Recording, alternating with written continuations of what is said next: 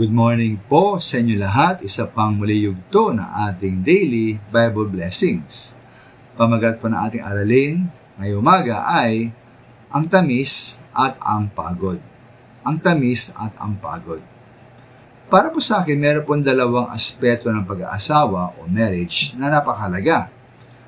Try ko po ito na una-una ang tamis. Ikalawa po ay ang pagod.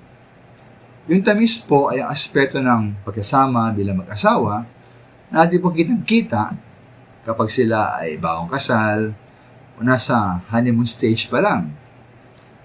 Kaya po sabi nga ng Biblia ukol dito, napakaganda sa Kawikaan 5:18-19 sa puroon, kaya nga ba't mahalin mo ang kabiyak na iyong buhay? Ang ligaya ay lasapin sa mabango niyang kandungan. Mabait siya at mainhin, babaeng kakit-akit, ligaya mo ay nasa kanya sa pitak na kanyang dibdib.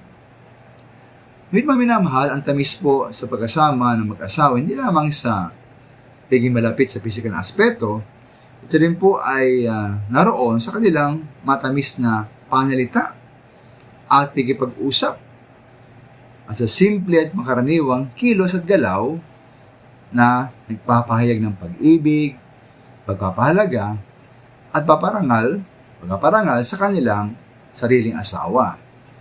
Bawa po doon ng pagdiriwang ng kanyang kaarawan o anibersaryo po ng kanilang kasal. Hindi po ikalawang minamahal, meron din namang aspetong pagod sa kanilang pagkasama.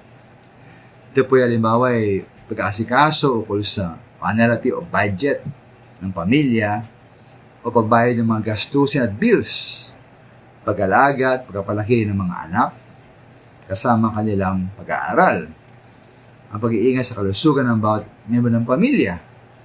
Ang mga ito po ay napakahalaga, ayon nga po sa 1 Timoteo 5:8, ang hindi kumakalinga sa kanyang mga kamag-anak, lalo na sa mga kabilang sa kanyang pamilya, ay tumalatalikod sa pananampalataya at mas masama pa kaysa sa isang hindi manampalataya.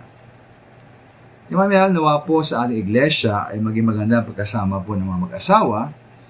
Nawa bawat mag-asawang Kristyano sa ating iglesia ay mahusay maging sa tamis o maging sa pagod na kanilang pagsasama.